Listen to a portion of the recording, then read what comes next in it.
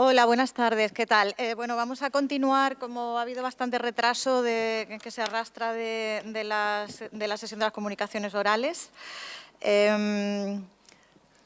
Os ruego que os vayáis sentando y vamos a comenzar con la siguiente conferencia, que es Impacto de la obesidad en nefrología. Y para ello contamos con dos nefrólogas archiconocidas por todos, son Pepa Soler del Valdebrón y Clara García Carro del San Carlos, que aparte de toda la actividad científica que desarrollan, son muy buenas comunicadoras y nos van a dar a dúo, nos han preparado una charla muy interesante sobre los últimos avances en el conocimiento de la fisiopatología de la obesidad en la enfermedad renal. Cuando queráis.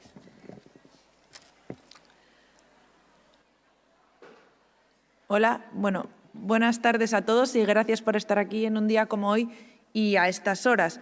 Antes de nada decir que vamos a hacer una charla entre las dos, por eso cuando suene el pitido es que estamos las dos, no serán dos charlas, ¿vale? Vamos a hablar del impacto de la obesidad en nefro. Estos son nuestros conflictos de interés de Pepa y los míos y un poquito el guión de lo que hablaremos en los próximos minutos. Como introducción, decir que la obesidad y la enfermedad renal crónica comparten en la sociedad un papel que es muy similar, y es que ambas son enfermedades, no sé si decir denostadas, pero quizá poco conocidas. En la obesidad juegan un papel las guerras y la hambruna. También hay mucho de cultura en cuanto a cómo la obesidad se premia o no se premia, tiene mucho más impacto en niveles socioeconómicos bajos.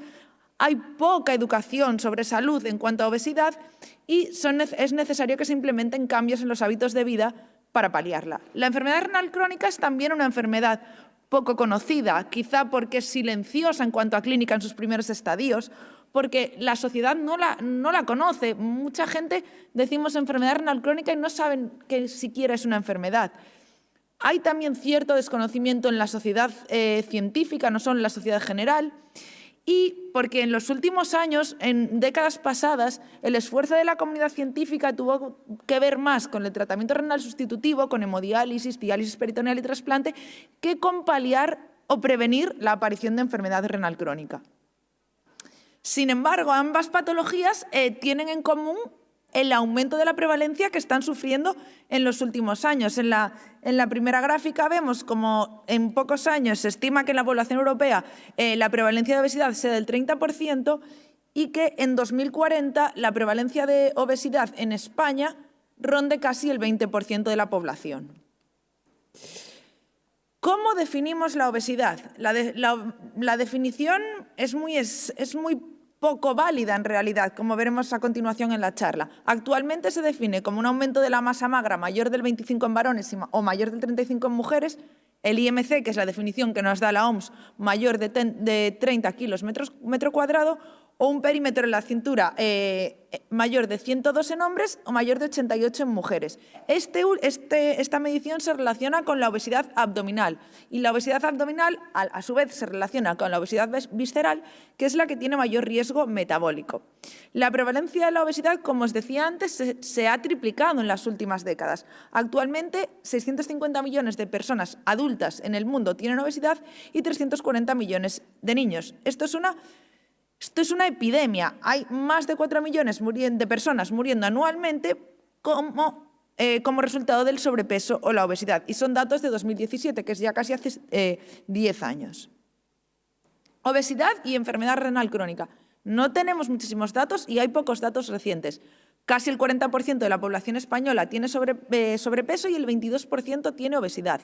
Y de nuestros pacientes, de los que vemos todos los días en la consulta con enfermedad renal crónica, 3 de cada 10 presentan obesidad, pero esto fue en un estudio realizado entre 2008 y 2010. Si la obesidad va en aumento, no sabemos cómo estamos ahora. Además, nuestros pacientes han aumentado su mortalidad por enfermedad renal crónica en los últimos años, causando 10.700 muertes en España en 2016 la enfermedad renal crónica. Como veis aquí, la enfermedad renal crónica y la obesidad se retroalimentan. Hay más riesgo de enfermedad renal crónica terminal conforme va aumentando el índice de masa corporal. Este trabajo no es muy reciente, pero esto sigue estando presente a día de hoy. Veis que para pacientes con obesidad estadio 1, IMC mayor de 30, ya se duplica por 3 el riesgo de enfermedad renal crónica terminal. ¿Y por qué pasa esto? Bueno, porque la obesidad tiene muchos riesgos para la salud que a la vez son riesgos para padecer enfermedad renal crónica. Tener obesidad hace que el paciente tenga más riesgo de hipertensión arterial, más riesgo de aumento del colesterol LDL, más riesgo de ciertos cánceres que a la vez aumentan el riesgo de enfermedad renal crónica, mayor riesgo de diabetes tipo 2, por supuesto, que nos lleva a la enfermedad renal crónica, apnea, ictus, etc. Es decir, hay mecanismos fisiopatológicos comunes. La OMS en 2014 clasificó la obesidad según el IMC en obesidad clase 1, IMC de 30 a 34,9, clase 2, 35 a 39,9 y clase 3, obesidad mayor de 40. Pero esto es un reto, porque esto clasifica muy mal en realidad a los pacientes. No nos dice nada más que una foto estática. En los pacientes con enfermedad renal crónica, la clasificación según IMC es todavía peor, porque no hay diferencias en cuanto a la masa magra, grasa o sobrecarga de volumen. Nuestros pacientes cardiorrenales en hemodiálisis, en diálisis peritoneal, tienen muchísimo componente de sobrecarga de volumen que no estamos contemplando cuando medimos el IMC. Por eso, el IMC es un índice que es muy fácil de realizar, pero es muy poco apropiado. Según veis en la pirámide, según vamos bajando, los índices son más difíciles de realizar, pero mejores para el paciente con enfermedad renal crónica. Quizá si nos vamos a la base de la pirámide, como la resonancia magnética, pues no lo podemos hacer a nuestros pacientes, pero quizás sí que las circunferencias de la cintura o el pliegue cutáneo son medidas que podamos aplicar en la práctica clínica habitual. ¿Por qué la obesidad y la enfermedad renal crónica se relacionan tanto? Bueno, pues porque los pacientes obesos tienen más tejido adiposo, como sabéis. Este tejido adiposo, ¿qué hace? Que modifica las adipoquinas y las quimioquinas. Hay un estado de inflamación y de estrés oxidativo persistente. Ya solo este estado de inflamación y estrés oxidativo va a tener una repercusión renal. Esto también hace que haya una resistencia a la insulina, aumento de la secreción de insulina, aumento del estrés oxidativo, disfunción renal. Además, se activa hacia arriba el eje renina-angiotensina-aldosterona. Hay mayor reabsorción tubular de sodio, mayor sobrecarga de volumen, aumenta la hiperfiltración glomerular, albuminuria, daño renal. Y además se activa también el sistema nervioso parasimpático, puede haber compresión renal por la grasa, etcétera, etcétera, etcétera. ¿Cómo es la enfermedad renal asociada a la obesidad? Pues es muy parecida a la enfermedad renal diabética. ¿Qué es lo que pasa fisiopatológicamente? Pues que hay una dilatación de la arteriola aferente. ¿Con esto qué pasa? Lo sabéis todos, sois nefrólogos. Dilatación de la aferente con la eferente cerradita, hiperpresión dentro del glomérulo, aumento de la presión a nivel de la pared capilar, los podocitos no son capaces de paliar esto, hay hiperfiltración, albuminuria. El filtrado glomerular presenta una gran variabilidad, la estimación de filtrado glomerular presenta una gran variabilidad en todos los pacientes y en los pacientes obesos todavía más.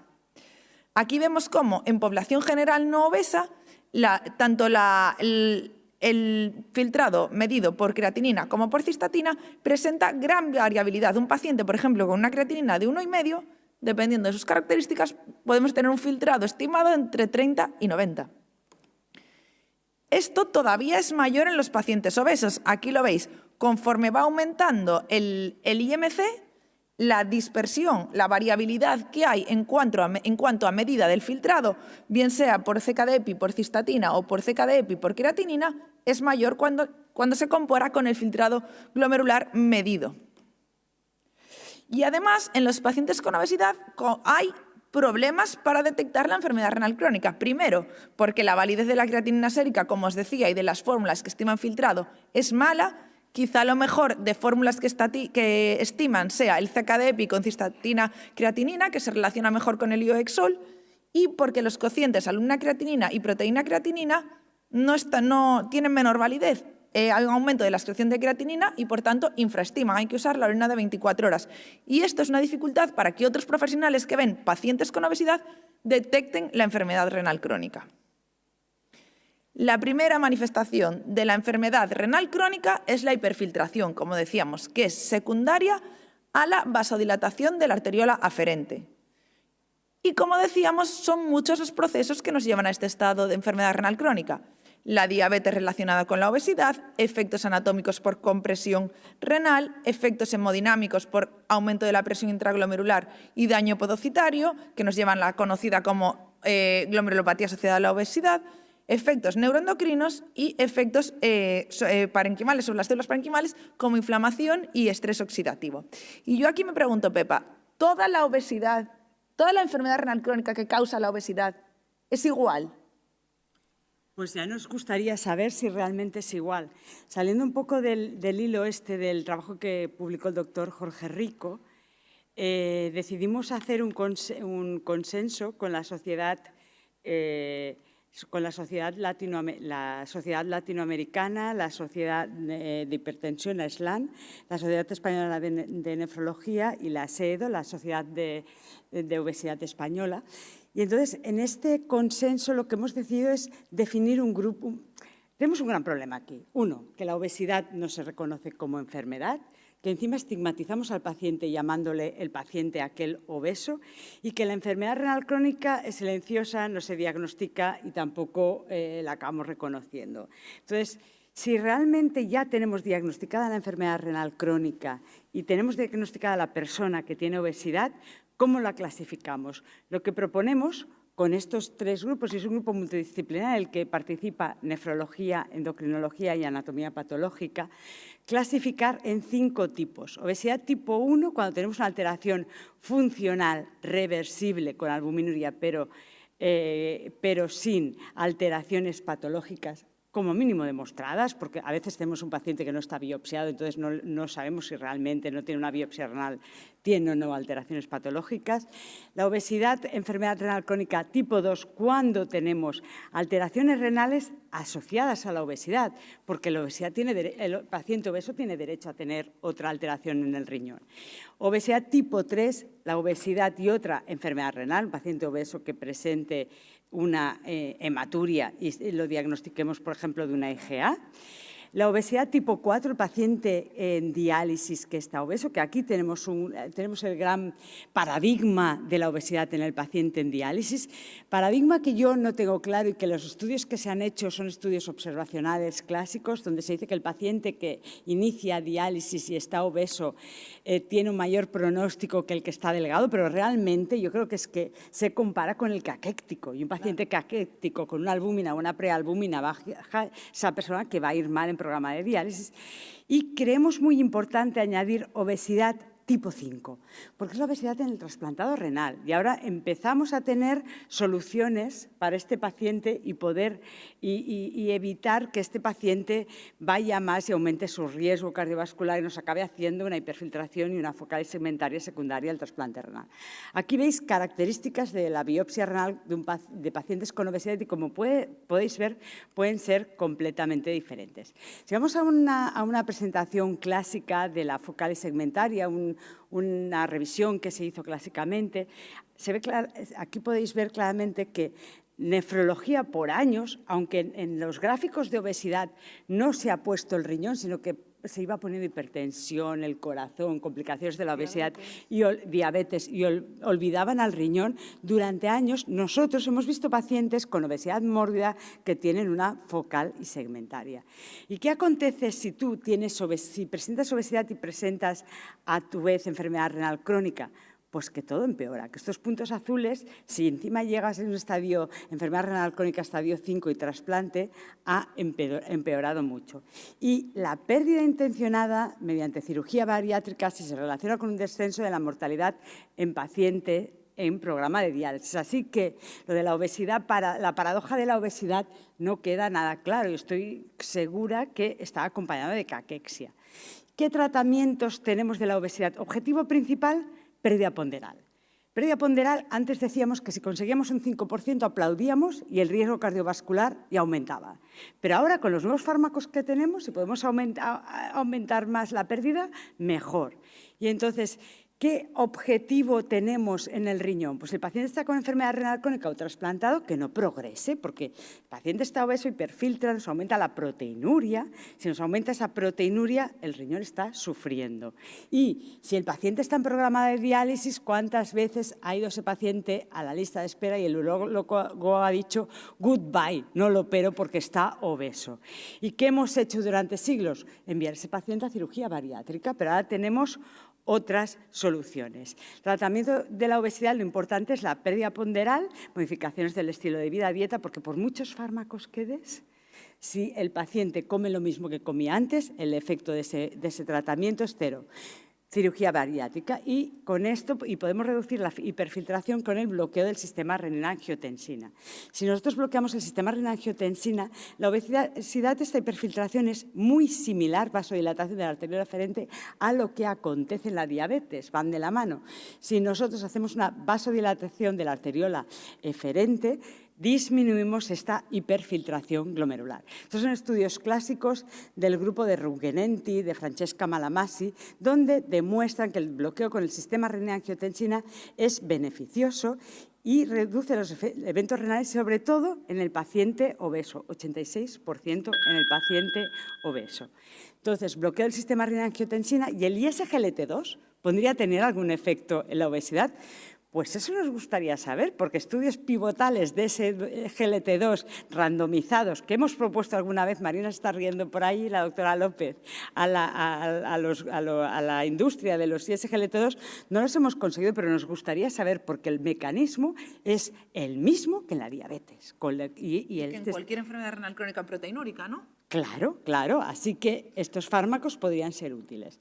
De momento, dietas, tratamiento, cirugía es lo que tenemos y la que se nos viene encima, que vamos a tener que estudiar y aprender mucho, porque tenemos el estudio SMART, que ahora os voy a dar unas pinceladas, que se presentó hace 2 semanas en el Americano de Nefrología, pero nos viene en tratamiento doble, tratamiento triple, con fármacos que nos actúan a nivel del, no solo a nivel del agonista GLP-1, sino del HIP y nos actúan también a nivel del glucagón, con lo cual estamos de oro. Con los agonistas GLP-1 vamos con unas reducciones de peso 12 kilos, con los nuevos, los duales, vamos a unos 20 kilos, igual vamos a unos 25 kilos sin necesidad de una bariátrica. Voy a presentar el estudio SMART, que han participado miembros de la Sociedad Española de Nefrología, mencionaba el doctor José Luis Górriz, el doctor Cruzado, el doctor Cigarrán y la doctora Puchadas y la doctora Marina López, que está aquí también con nosotros.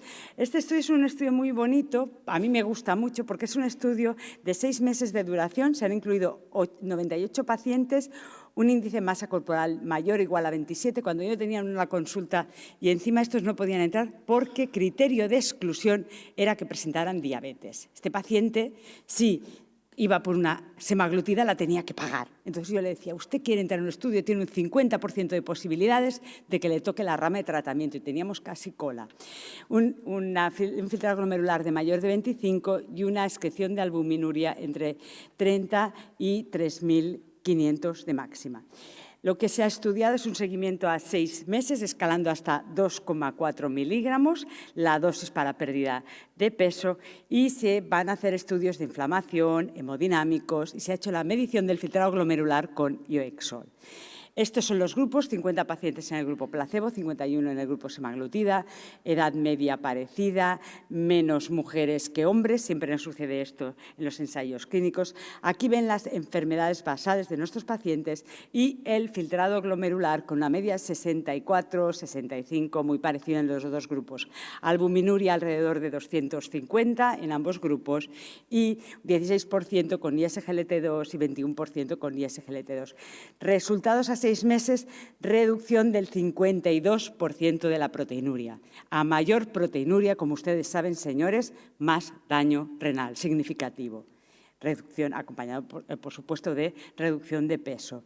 Como ven aquí, según las fórmulas, un pupurri, no se parecen al Lioexol y quizás la que se asimila más al Lioexol es la cistatina C. Con las fórmulas tenemos problemas no solo con la obesidad, sino con otras entidades, como ustedes saben bien, y la medición más fehacible hoy en día es el Lioexol, que evidentemente no lo tenemos todos en marcha, pero el doctor Porrini tiene un proyecto multicéntrico para que al mínimo 10 centros en España lo puedan tener. ¿Qué mecanismo de la obesidad? Les he comentado antes y no se lo volveré a repetir. Y estos son 2 pacientes de la obesidad y hemos sido demasiado buenas porque hemos puesto 2 pacientes que se trataron con semaglutida en programa de diálisis y hemos puesto 2 casos que realmente tampoco son tan buenos. Son 2 pacientes publicados en programa de hemodiálisis en el CKJ, que un grupo pierde a los 9 meses pierde un total de 2,6 kilos de peso, 6,8. Digo que no hemos sido tan buenas y ahora diré el porqué, Clara. Y el otro paciente de 72 años pierde un total de unos 5 kilos con la semaglutida y, bueno, se puede ir preparando para diálisis. Pero nosotros tuvimos una paciente que encima no era, como la primera de aquí, no era diabética, era una paciente en programa de diálisis peritoneal, apareció con un IMC de 48 por la puerta del urólogo que se encarga de trasplante renal y dijo, no, goodbye. Le pusimos semaglutida, escalamos hasta 1 y la paciente perdió 14 kilos de peso. Entonces, ellos han publicado esto, pero quiero comentar nuestro caso. Cirugía bariátrica. Con la cirugía bariátrica vemos una disminución clara, un efecto positivo en la presión arterial, como pueden ver también en esta diapositiva, y una disminución de la albuminuria como signo de hiperfiltración de nuestros pacientes. Esta disminución de la albuminuria es precoz, es un dato precoz, a los 12 meses. En el estudio SMART con semaglutida, a las 4 semanas, los pacientes ya nos había bajado la albuminuria creatinina y se mantiene. Después las significancias no son positivas porque se mantiene en relación a la previa. A los 11 años, estos pacientes que han presentado cirugía bariátrica, 11 años de seguimiento, mejor pronóstico en cuanto al filtrado glomerular, LDL y menor necesidad de fármacos para tratar la hipertensión. Lo que pasa es que la pregunta es, ¿qué prefiero a mi paciente? ¿Realizar cirugía bariátrica o iniciarle un agonista GLP-1? No lo sé. Yo realmente, ahora lo que estamos haciendo en el Vallebrón, lo que hacemos es una decisión compartida, le preguntamos al paciente, pero con pocos datos, porque lo que uno querría realmente es tener un ensayo clínico randomizado donde un paciente se va hacia cirugía bariátrica, el otro paciente con afectación renal se va hacia tratamiento con semaglutide y ver con qué nos mejora más y con qué se nos mantiene más el filtrado glomerular. Y dejo que concluya Clara. Bueno, pues las conclusiones. La obesidad es una causa clara de enfermedad renal crónica y ambas son 2 patologías infradiagnosticadas e infrarreconocidas a nivel social. El diagnóstico de la enfermedad renal crónica en los pacientes con obesidad es difícil y la hiperfiltración es la clave en los estadios iniciales de la enfermedad renal crónica secundaria a obesidad. Con la nueva propuesta de clasificación de la enfermedad renal crónica asociada a obesidad, será más fácil clasificar a los pacientes en un lugar o en otro. La estrategia terapéutica ha de ser multifactorial y en el futuro habrá multitud de estrategias terapéuticas para ambas entidades. Necesitamos más estudios que han de ser epidemiológicos y terapéuticos. Y para esto, María José Soler y yo, que se va a otra charla, queremos presentar el proyecto OBERCE, que es un proyecto SEN al que daremos comienzo próximamente, probablemente en enero, que es un proyecto sobre el impacto de la obesidad en la enfermedad renal crónica en España. Los objetivos son evaluar la prevalencia de obesidad en una cohorte contemporánea de pacientes con enfermedad renal crónica conocida y en seguimiento por nefrología. Nuestro objetivo es incluir al menos 2.000 pacientes que lleguen a la puerta de las consultas, que estén en seguimiento por nosotros y ver de esos cuántos tienen obesidad, describir el perfil clínico de estos pacientes y caracterizar los patrones de uso de tratamientos basados en la evidencia científica en obesidad en los diferentes estadios de la enfermedad renal crónica. Tendréis información a través de la SEN y, bueno, que estaremos encantados de que participéis cuantos más mejor. Y esto es todo. Muchísimas gracias por estar aquí y nada, y todo nuestro apoyo a Valencia.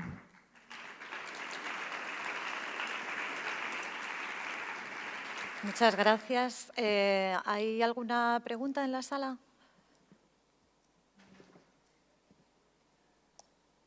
Bueno, sí. Por favor. Se te oye. Se te oye.